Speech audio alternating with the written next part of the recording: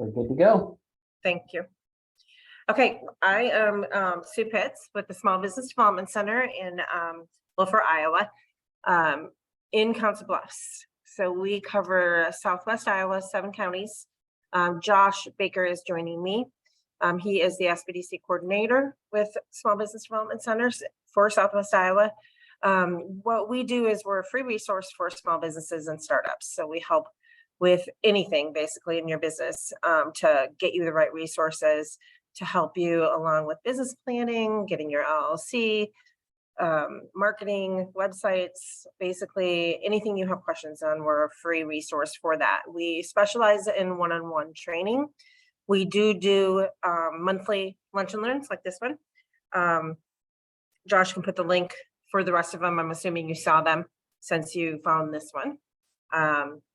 The next one that we have going on, I believe, is May, second Tuesday of the month. And that is on artificial intelligence. We've all been hearing about ChatGPT and the visual AIs, and we're going to talk about how to use them in your business, how not to use them in your business, what to be afraid of, things like that. It's kind of a scary thing, but it's happening really quick. So we're excited about that lunch and learn. That will be a brand new one from us. So today, we are sponsored by or partner with this series with Nebraska Enterprise Fund. Nebraska Enterprise Fund is Nebraska based, but they do have a branch here in Council Bluffs, and they have a wonderful revolving loan program that we partner with. It is something that we haven't had in Council Bluffs for a really long time. They've been here for about 2 years, and it's an alternative to banking. It is a loan, it's not a grant, but they are a lot more risk adverse and a lot more friendly to especially startup businesses or existing businesses that have just started and growing. So we work very closely with them. So if you're interested in that, you can give us a call and we'll get you that information. Her name is Christine Plunkett, and she was not able to join us today. But we do work very closely with her. All through this, just know that you can call us and work one-on-one. An hour is really fast for 2 topics, which is SEO and local search. So I fly, so I apologize. But please know that a lot of this, and this is why we like to work one-on-one with people, a lot of this is individualized, and it will help to have us, especially in this light with looking at your website. We can look at your website, help you identify where you need to change it, upgrade it, things like that. So we do a lot of web evals one-on-one. So we'd be happy to take your calls and set up appointments for that. So this is boosting your small business visibility online, basically, through SEO and local search. I'm in our state office. So I've already had like 3 people knock on my door wanting my conference room, which I have reserved. So if I look to the side or have to get up, that's what it is. Apparently it's busy here today. I'm trying to move I feel like I'm frozen.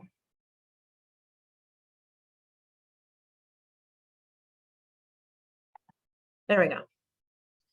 Okay, so SEO or search engine. So we're gonna talk about 2 different things, and they very much are conjoined. But the first one is organic search. How your website needs to be organized, written, the content optimized to be able to be found by a search engine in the first place. The second one is local search, which is completely different. It shows up on the same pages, shows up on Google. Google's the primary search engine results page. A SERP is what we call it. That's really the major one that's at play here. Bing is there, and they kind of go by the same resources. So we usually talk about Google best practices. So local search is different in that when someone is sitting at their computer where they're at locally and they search for a barbecue restaurant, it's gonna come up with that Google map, and I'll show you kind of the difference in a little bit. So organic search is specifically finding your website and local is finding your Google business profile, which I'm going to go through. So first, organic search is what I'm talking about. So SEO, search engine optimization, is different than advertising.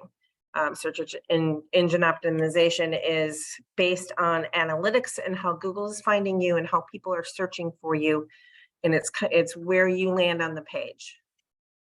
The sponsored post or the advertising, it depends on how Google labels them day by day, they change, are usually on the top or in the bottom or in the sides, and they are clearly marked sponsor or advertising, and people pay for those. What we're talking about today is the SEO, not the pay-per-click. It's too much to talk about. We can certainly talk about pay-per-click advertising with you one-on-one. So this is how, and like I said, the SERP pages or Google pages, the result pages change day by day. This is probably a snapshot like a year ago, so I'm clear that it's different, but basically the concepts are same. So when you Google something, painting contractors, Omaha, or if you're just sitting in Omaha, or if you're just sitting in Council Bluffs or Clarinda or wherever you are, you don't really have to put that. But if you're sitting in Omaha and you want to find Council Bluffs, then you would put Council Bluffs. So that's how local works. So the first thing that is coming up is painting contractor, or is the sponsorship pages. So people have paid for these. Second thing that's coming up is Google Local or Google Business. They have changed it so many times. It's been Google My Book Business. It's been Google Local. Anyway, that's that map that comes up with those top 3. I think now they might be doing top 4. And then underneath that, there's usually a more. And then you open it up and that's the next page. And then the next red one that's below that, right now it's to the right of it, but it would come up below in a scroll. Those are organic searches. So that's what we're talking about today, is how to get in that organic search. Most searchers, us, are pretty savvy to ads. So we're gonna either go straight to the local or straight down to the organic. We might look at these, but we know they're ads. We feel they have a scammy appeal to them. So it is important to get, even though it's lower, it's important to get in these organic searches because that's really where our eyes go. I thought I showed the map. Okay. So how search engines work is basically search engines crawl and index. I'm wondering if I missed something here. Oh, no. Okay. It's basically how Google is you put in a keyword and how they're figuring out what to go top. So what to serve to the user. And it's based on how people are typing in what they're looking for. And that's what we refer to as a keyword or a keyword phrase. In the beginning, keywords were kind of words that we would stuff into our websites, hoping that, we would be found. Now it's, how we're asking Google intelligent questions. It's going to even change with AI even more, but we're asking like, where can I find business help at Council Bluffs, Iowa?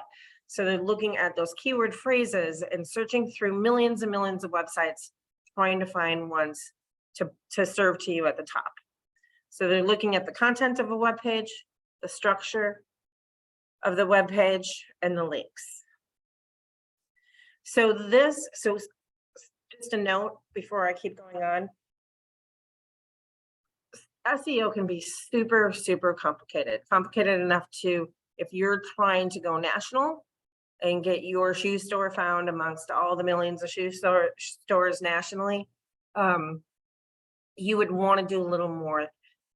This is kind of the low-hanging fruit that you can do as a local business or a regional business or even a state business that will get you up there. So this is where you start. And if this doesn't work, then that's when you need to hire. But these are fairly simple things for you to fix on your website that should get you up in both organic and local searches.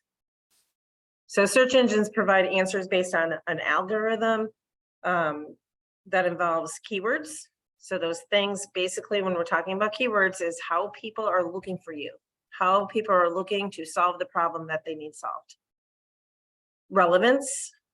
So even though thousands of people might be searching Taylor Swift and her breakup today, if I wrote a blog on it on my small business site, that would be not relevant. It might be caught, and found by people initially, but it's called black hat. And it's something that Google does not like. They like relevance, and they'll kind of flag your site like she's trying to cheat the system. Boo on her.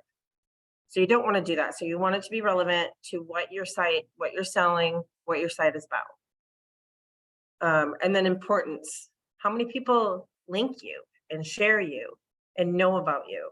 So importance is based on how popular a website they are. Algorithms can see how busy your website is, how many clicks you have, how many shares you have, and how many other people are linking to you. So importance is basically popularity. And that is based on how relevant you are, how good your content is, and how, ultimately how good your product and service are, and how good your expertise is in your topic. So just quickly, the importance of SEO.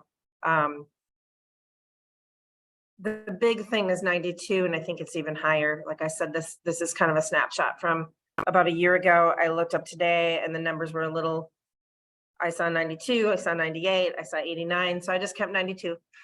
But 92% of internet searches happen on a Google property. More importantly, they happen on the internet, right? So they're happening on a Google, but how many people, when they're looking for a problem, their first or at least second solution is going to a website and searching. If you don't have that website presence and you're not popping up, there are no yellow pages. Word of mouth kind of vanishes. This is your yellow pages. This is your 24/7 shop. So being found is pretty important because at least it gets that customer into that first level. It helps customers because they're looking on the internet, find what they're looking for. It positions your business through the whole buying process because, quite frankly, excuse me, the buying process has changed dramatically. It used to be they call you, they ask questions, they're doing research. You might have a long conversation on the phone, or you might be calling them 5 times. But in reality now, I'm doing all that research on my own, or I want to. I personally, and I don't know about you, don't want to call you. I want until I'm like sure. And I don't want to look stupid. I want to be sure. So 95 to 90% or 99%, I'm sure when I call you. So people call you and they're 90 to 99% sure, or at least in that middle of your buying process, that they're very interested in you. And then they're going to call or maybe shoot you an email or a form from your website. But they're doing that research, so you need to have that information there.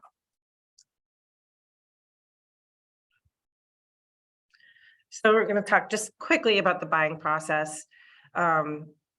People first use Google when we have problems and we're looking for solutions. I might not know exactly what I need, but I know what my problem is. So how do I stop my gutters from leaking? Get new gutters, but I might not know that that's the solution. Or there might be people that can come and fix the gutters, or I might need new gutters, or I might need a newfangled type of gutter, but I don't know what that is. I just know my problem. So I'm starting with Google for that problem. We then use Google to evaluate and exhaust all potential solutions. So I might be looking at new, repair, do it yourself, any kind of solutions. So I'm going through that process, and now in this day and age, our inquiry with the company is last, like I said. So the only chance in many cases for customers to even notice or even consider your business is to show up on organic or local search results. I just noticed that typo, sorry. So the three core components when we're looking at content on a website of how Google is looking through them is technical setup, content, and links. So first with technical setup, Google only sees text. So if my website that I'm trying to have found is made up of all images, so it might be an image that I did in Photoshop or Canva, and the words are part of that image, they're not seeing those words. And keywords, as we're going to get into this, is top one priority. So if I have nothing that Google can read, there's nothing Google can read. So you're not going to come up in searches. I think most, like if you're using savvy website developers or like Wix or some of those creators that we can use on our own, they suggest that heavily. They have those words set up so that it's set up for SEO. But, you know, just even a couple of years ago, you had a lot of people coming up with just very visual sites with actually no words on them. And those are not able to be seen by Google. Therefore, you will not be indexed and you will not be found. So important factors that they also look at technically is how easy is your website navigation. They'll look at that. And is it very organized and easy? Are the words saying services, products, contact us? Very organized. So you want it organized for Google to find, but you also want it really organized for customers to be able to click and click and click, because that's really important back to Google on how many people click and go deep into your website. So you want your website navigation very easily understood for them. So that means sometimes whimsical words, you know, using witty things that people might not understand, but they are funny or relate to your industry or your business isn't always best if it's not easy for someone to figure that out. You want simple URL structure. When you're using website builders like a Wix or Squarespace, they will help you with that. I don't think I have anything that I talk about website builders, but if I have time in the end, I'll talk about that a little bit.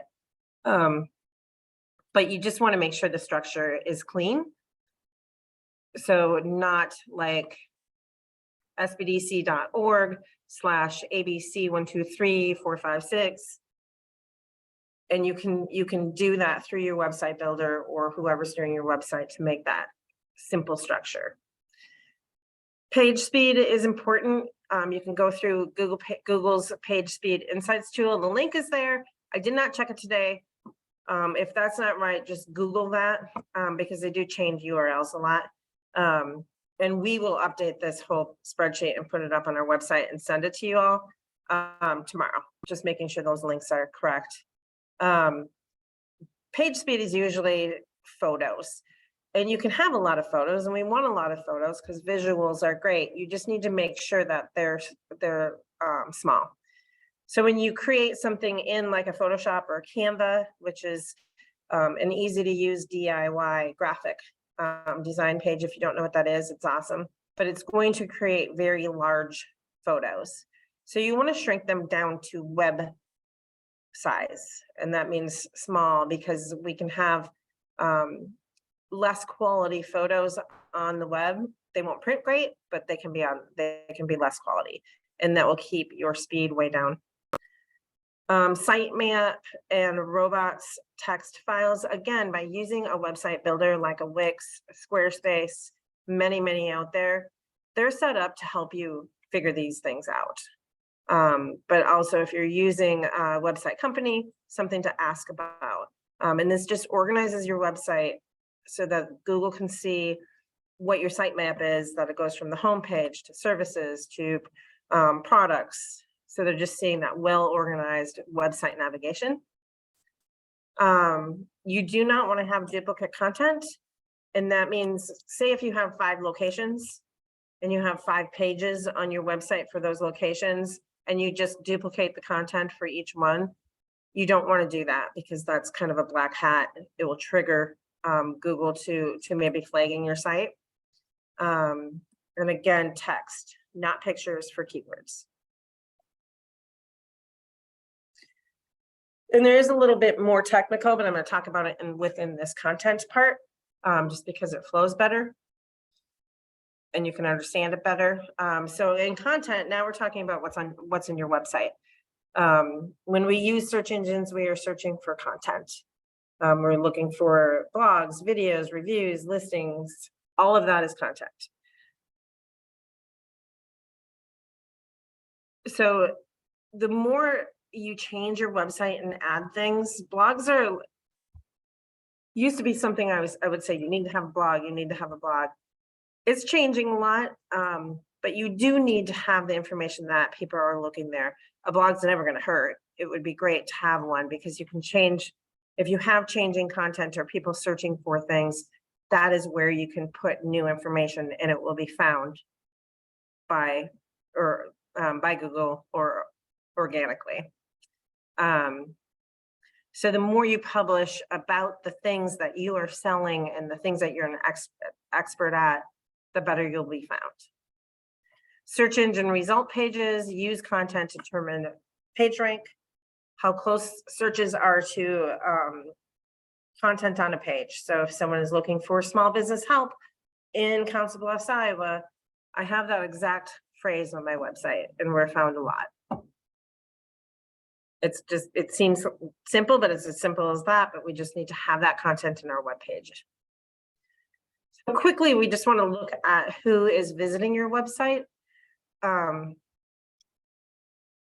a little bit beyond demographics, describe who exactly is looking for your product. Kind of in your head, look at that persona, describe the life, business situation. What is the pain they're having? You know, you're trying to determine how they're searching for you. So you know what kind of content to have on there, have on your website, and even in your social medias, and how to address them. You want them to find you on the internet. So you're trying to figure out who exactly that market is. So just quickly looking at what do they read, what other sites do they visit, how do they search in Google? I think for all aspects of your business, the more you know your target audience and whose pain or you're trying to fix or who you're trying to give gains to by selling your product or service, the better you know that customer and the more you review it because that customer changes, the better your business is everywhere, you know, all of the marketing, but especially, you know, starting with that website. So looking also very much at what do they want. You don't want to leave much out of your website. It's been kind of through the different decades of as websites develop, there's been trends like just give them a little because we want them to call. Don't give them price. Don't give them these types of things because you want them to call and you want to give them a sales pitch. And this is my opinion and a lot of other people's opinion, but I'm going to say it's not scientific. But I'm going to tell you they don't want to call you. And I've already said that. They want to find the information. If they find prices on everyone else's and they're okay with it, but they don't find prices on you, they're getting little red flags coming up going, why don't they have prices? They're going to be really expensive. They want to sell me. I don't want to be sold. I'm good with this other company that I'm comfortable with the price. So making sure that you include what they want on your website. I'm going to talk about the first statement that I have here, overall value statement or your elevator pitch on the next screen. You want the basics like price, for sure, contact information. You want, especially if you're a local business, you want about information, and I'm going to go a little step further and I'm going to say you want a photo of yourselves and your team if you have a team, and a little bit about, you know, what it is, what's the passion about the business. So about you and the team, I think is really important. It gives you that credibility, takes you away from being kind of a hidden scammer company. We have so much of that. So especially since 2020, we have had a lot of scamming kind of behind the scenes websites that don't show that about information. And I feel like that's a telltale sign that you want to do more investigation. So when you have that vulnerability about who you are and who the team is, I think that helps a lot. And it shows your story about the business. You also want to look at what they don't care about.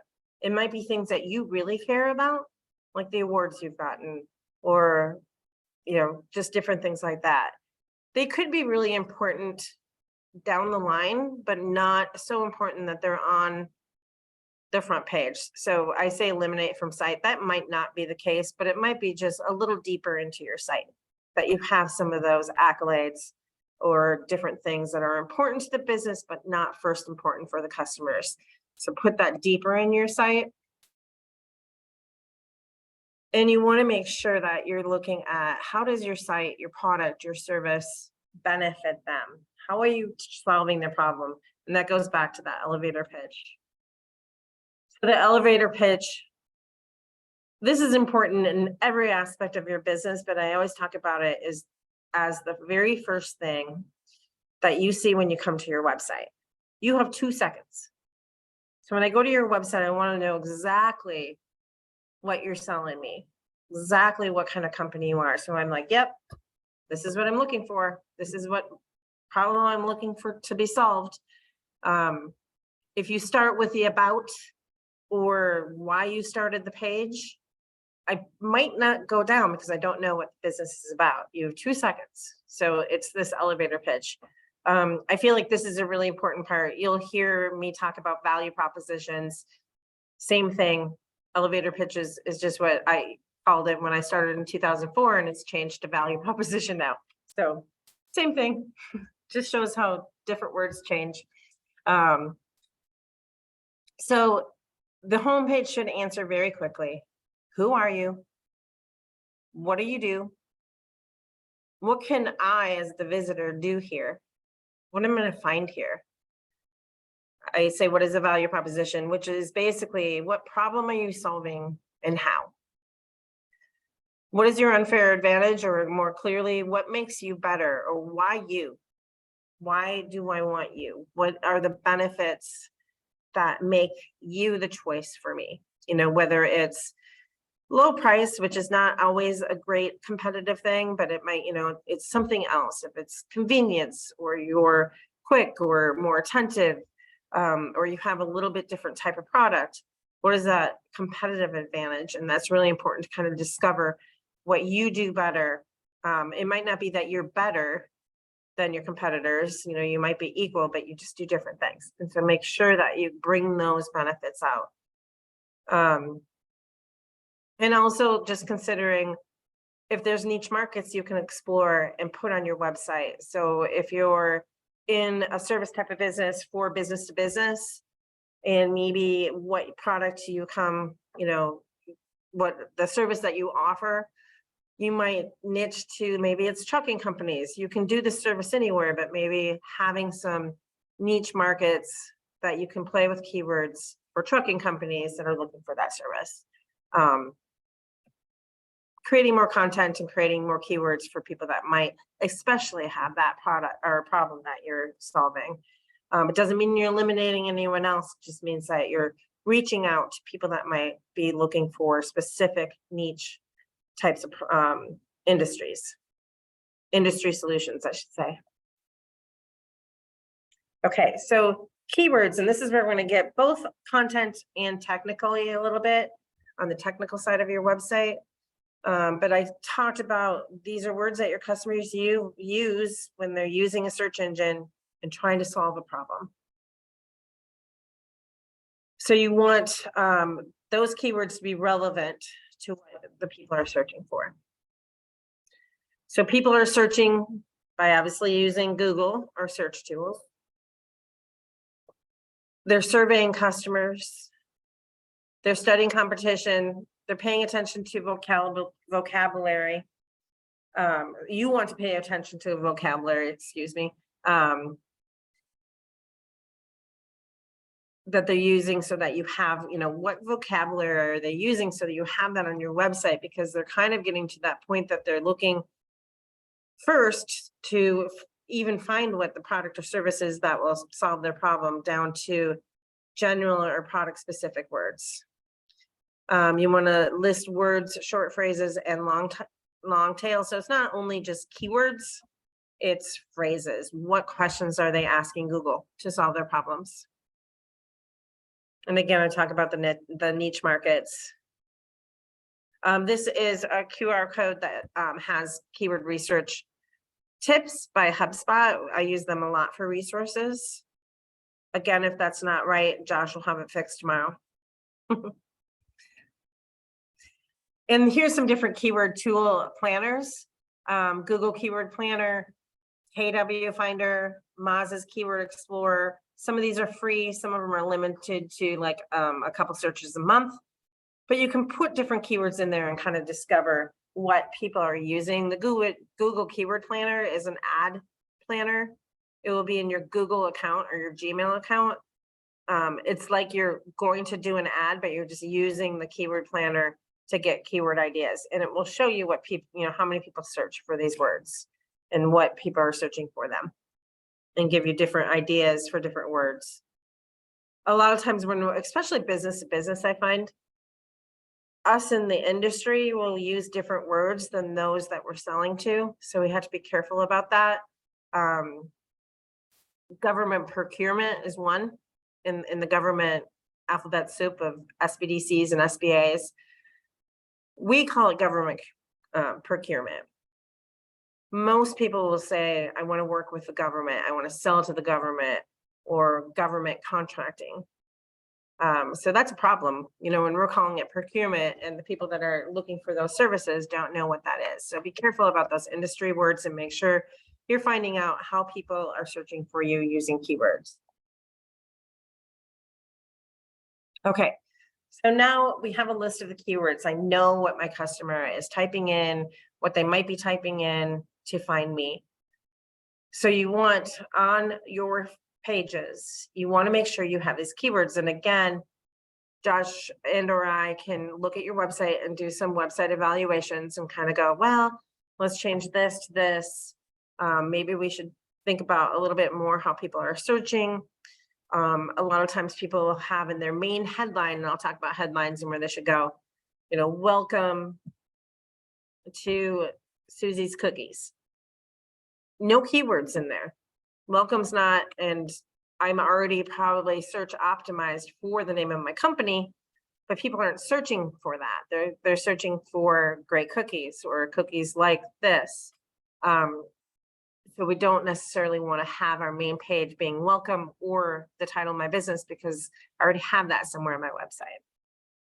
So anyway, keywords that are featured on each page include headlines, and we'll get further into that in the next couple screens. Anchor links, which are basically your navigation links, whether it's in your menu or if it's in the body of your copy. Links that say products. You click on products and you go to the product page. So that could be in your map or your navigation map on top of your web page. And it could also be like maybe down a little bit. People might be scrolling around their phones. So you might have a section of your website that has products with a column services. It doesn't matter if you have redundance of links, because people search different ways. They might go right to the top or they might scroll. So having different links, anchor links to other pages that have important keywords is important. And then the body of your content, just all of the words, what kind of words are in there. Google's using their index to go through there to really learn what your page is about and wanting to answer those questions that people are asking them. So the keywords that should be featured on each page. So your home page is basically your introduction to your business. So if you do both a service and a product, or 5 different services, but it's all in the home contracting arena, that homepage is going to be a little bit more general. So it might have some more general home renovation types of things. And then on every other page, you might have roofing, gutters, whatever it is, that's separate. So then every other page is optimized for very specific services and products. And your home page is your general, what your whole page is about, what your whole business is about, with that value proposition or elevator pitch right at the beginning of the page. Every page should have a keyword focus. You can, instead of having, if you have 10 pages and they don't fit on the map, you can use drop-down menus if they don't fit on that top navigation piece of your website. Most website builders will use drop-down menus. It's a very simple process to do. So you want to look at those parts of your business that have a major product category or keyword category. Like I said, if you do roofing and decks and those things that people are specifically going to be looking for, you want to have a page for each one of those. And you also want to have a page if you have a location. Like I said before, if you have 3 locations, don't just duplicate the content. Make a way to change the content by like 45%. Have the same thing in there, but then talk about maybe the location or the area or things like that. Just don't have completely duplicate content. And that's mainly because it's a bad practice of Google. And then if you're doing any new content, like in blogs or emails or downloadable content, they should also be keyword focused because those can be searched. So this is a little technical. This is not on your website, but it's a part of your website. And again, with the Google builders, or not the website builders out there, Wix, Squarespace, I know GoDaddy has one. That one's okay. Again, if you need recommendations or talk about actually building a new site or changing your site over, we can do a one-on-one. I think we might be having a webinar on that coming up. But we can certainly help you look at different things that you're looking at and show you the pros and cons. But in the title tags, so in most of them, as you're building the pages, they will ask you these things. So they're optimized to help you optimize your page. They will help you through that SEO, which is awesome and great. So in each page, as you're building it, it will ask for a title tag. This is not the title of your website or the first headline of your website. I'll show you where it shows up, but it's basically an HTML effort or element that helps in the very first search index crawl through, helps Google figure out what your website is about. So it's kind of that first thing that they're going through. It's kind of like when we were in 3rd grade and if we didn't have the name on our worksheet, she'd throw it away. This is your name on your website. This is basically saying, this is what my page is about, having these main keywords. So when Google passes through, they're finding that. You want to have, so the title tag of a web page is meant to be an accurate and concise description of a page's content. So if you can see on top here, this is, it's, the tags in my Chrome browser. This is where my title tag is showing up. The title tag is also showing up on the Google search. So it's basically a headline for my ad. That's my title tag. You want to have different title tags for every page, focusing on those keywords for each page. So they're using them to understand what the page is about. It ends up on the search engine results page. It also is in your web browsers as your placeholder.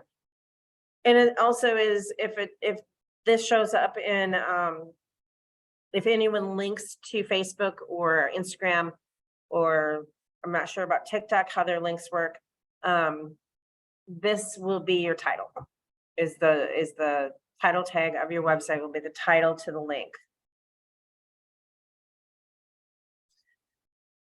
So how to write these title tags. The optimal format is to have your primary keyword first, your secondary keyword, and then your brand name. And then on some of the pages, you don't even need your brand name. On your homepage, yes, but your brand name, because you talk about it so much in your website, most likely is going to be optimized. If someone is going to search for you, Google will find it. So they're going to search specifically for your business. It's when people don't know your business name and they're searching for something else you want to show up. So primary keywords, secondary keywords. So for us, small business help, Southwest Iowa, IWCC, SVDC. I'm going to keep it to 50 to 60 characters or it will fall off. It won't show all the way up. You want to be unique for every page. Like I said, concentrate on the keywords for each page. Each page should have one keyword phrase that it, raises to the top. This is what this page is about. It's not necessarily important for like your contact page or your about page, but for those products and services and those pages that have premium keywords that people are searching for. You want to write these for customers, so you don't want it to look robotic because it is kind of your title of your ad on the search engine's results page, and you don't want it to look scammy. And lastly, if you're a local words are important. You see, I have Southwest Iowa way up there. That's important for local businesses. You want to show that you're local, and I'll talk about that a little bit more in the local section. Just checking my time here. And then the description tag is an HTML attribute as well, and it's usually right on that same page when you're building your website, or your website builder will know what this is. It summarizes the meaning and the purpose of a web page. And by what I mean about a web page is each page. So you want to have different description tags for each page. Again, on your about, contact, some of those general ones, just keep the home page description tag, that's fine, but the other ones you want to specify what they're about. This doesn't necessarily have anything to do with Google searching, but it is what text shows up underneath your search engine results page. So you can control that ad of what's coming up. This bottom part, when we're looking at regional centers, Des Moines, Council Bluffs, because our site has good organized navigation, it's picking that up and putting that navigation on there.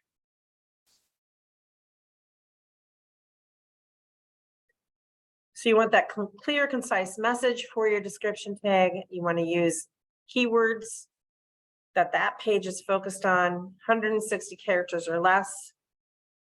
Unique for every page, that's important. Again, don't worry about the about page, contact page, those kinds of things, just what people are searching for. Well, I take that back.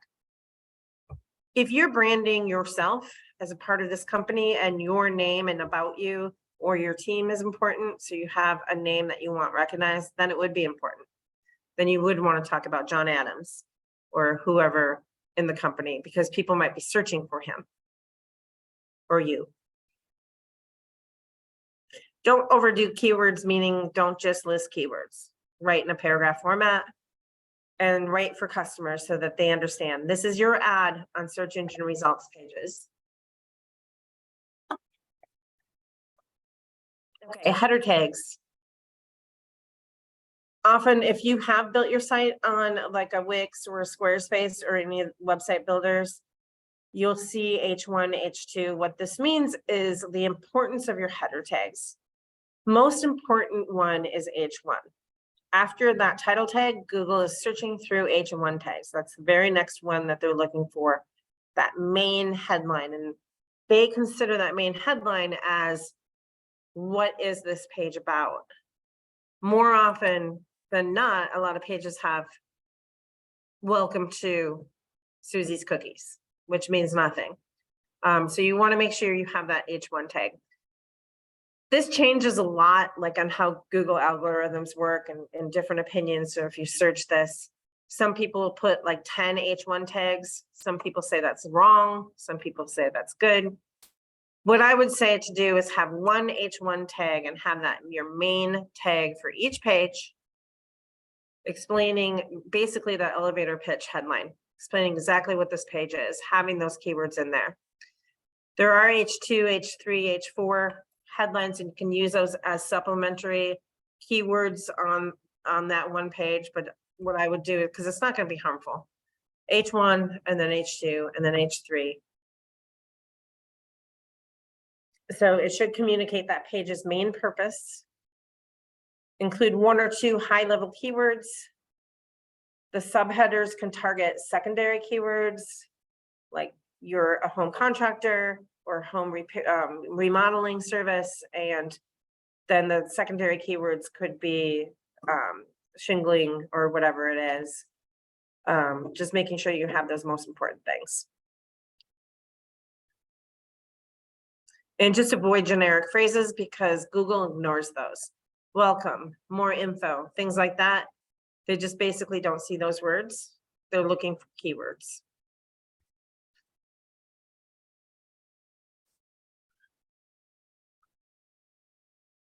My room is making noises in here. Okay, so navigation. You also want to look at internal links and anchor text, like I talked about. So not only on your menus on your pages, but also having internal links and anchor text. Main reason here is because a lot of us are looking on our phones or our iPads, but mostly our phones. So we're not really clicking that top navigation or that hamburger. We're just scrolling, right? You're scrolling up and down.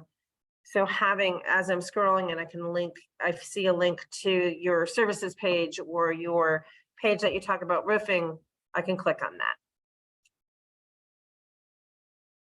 And it's okay to have, again, redundancy. If you have a click on if it's available on your menu, it's okay to have it in the body of your site too. And and those internal links that are linked inside your page with keywords are important for being found on Google. And then external links is showing your popularity. So linking out to other relevant pages. It provides users a good user experience. They're going to find more resources and it shows that you have good relationships. More so, more so you want other people to link to you. And I talk about external links in a little bit here. You also want to make sure that you have, when you put your photos on your website, it says put alt tags on there. You want to make sure you do this for many reasons because Google only reads words, they don't read pictures. So this gives you a place that you can put keywords in. It also shows up for visually or for impaired folks that might not be able to look at pictures. So visually impaired or deaf impaired. So depending on how their technology is reading things for them, it will read your alt text so they can visually see that picture.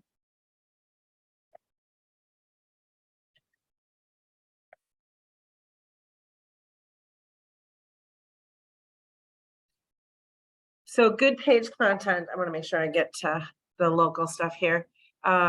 Communicates what each page is about, useful, informative, unique, and original.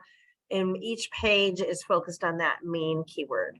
So just making sure that I know where you're at, I know what you do, I know who you are, like that face behind you, and I'm answering my targeted customers' questions.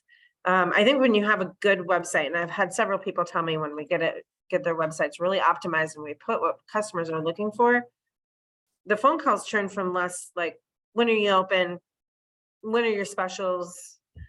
What prices are you? To calling to close the deal. So your time is valuable as well. And this is going to save you time and lead them up to that close. So when they call you, you're closing. Depending on what your product or service is, that might look different, but having that good information. You want to have a contact page. You also want to have contact information on every page. So like on your footer. So contact page, people go there, but sometimes they go to the bottom. You want to have that about page. You want to have call to actions, like buy or contact us, something for them to further that interaction with you and get closer to that sell. Let's see.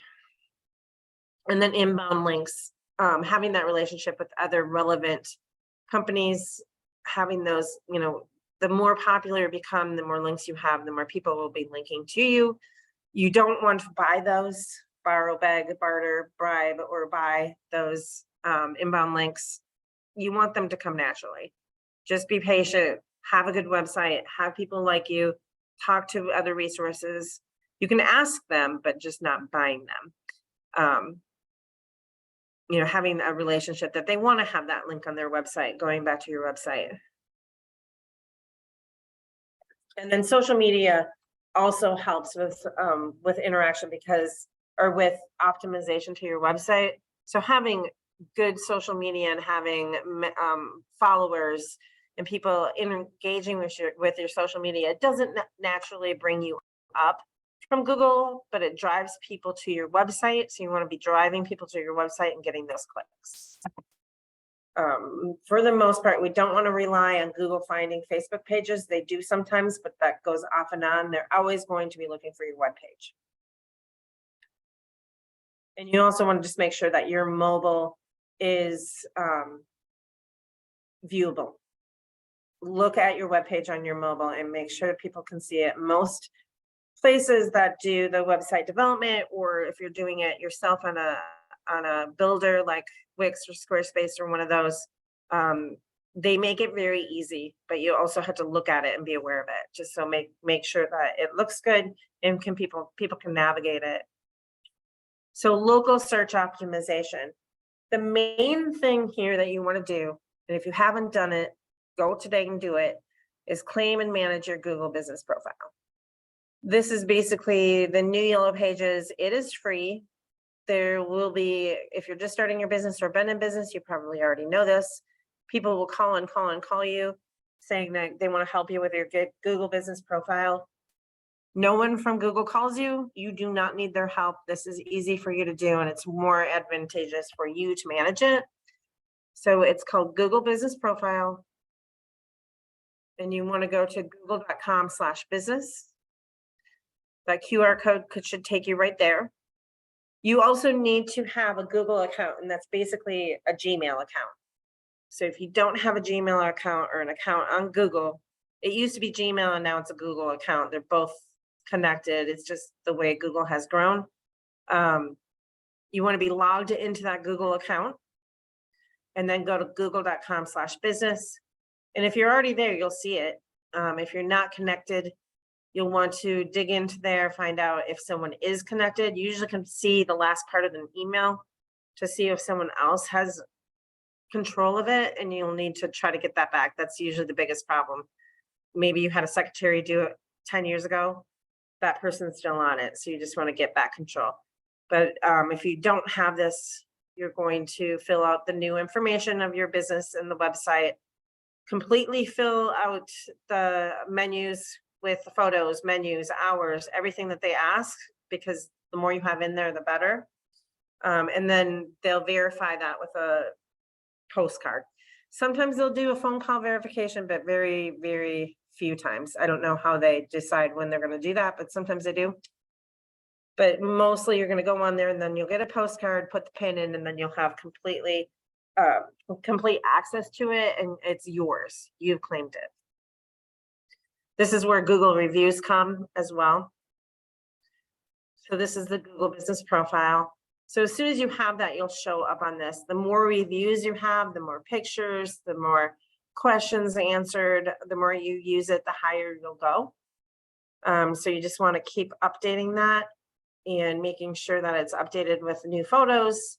Direct people, if they're going to give you reviews or good testimonials, this is the best place to have them give you a review. Facebook's fine, other places are fine, but directing them to this, if they say, hey, everything was so great, this is the best experience, it's okay for you to go, hey, I would really appreciate that Google business review. Just go to find our Google business and give us a review. That would be so appreciative.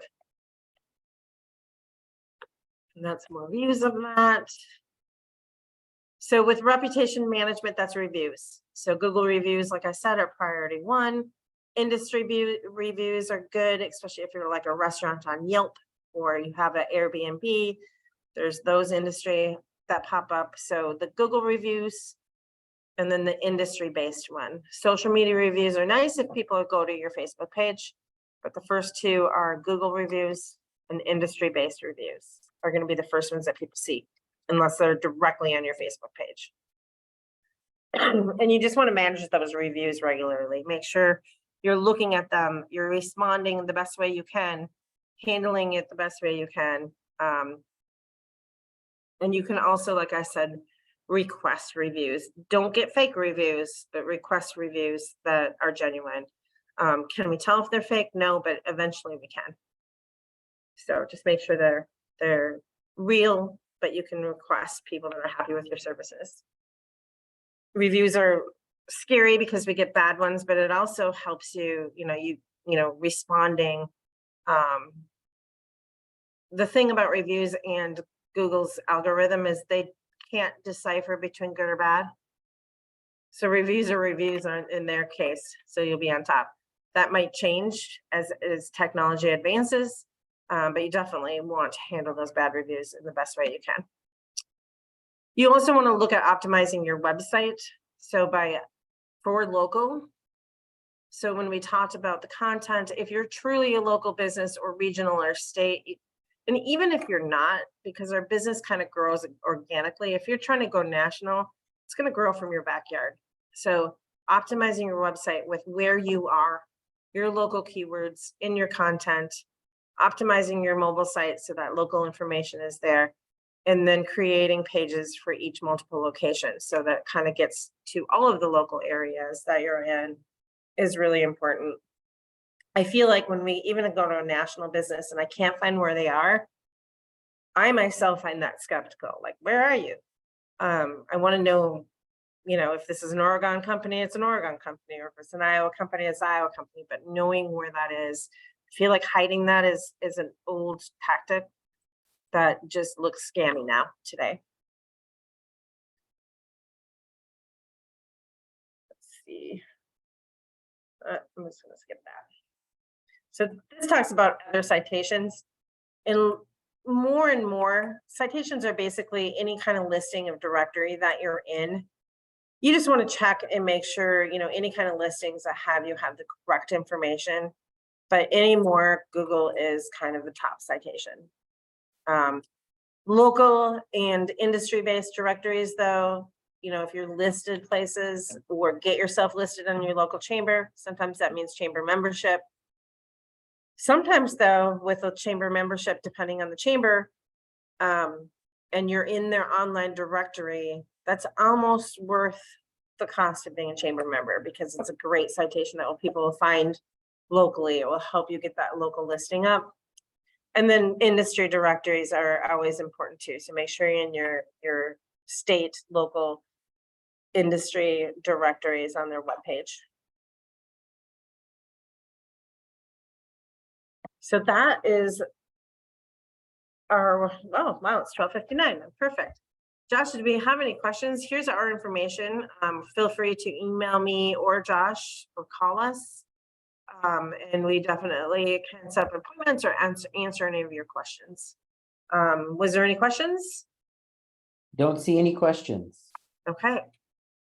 Well, I really do encourage you to call us. And if this is not something you want to talk about, we can talk about anything that you want to talk about. And if you have any questions about financing with Nebraska Enterprise Fund, you can start with us and I'll get you all of the information you need for that. So, all right. Well, have a great day, and you can turn off the recording, and I'll see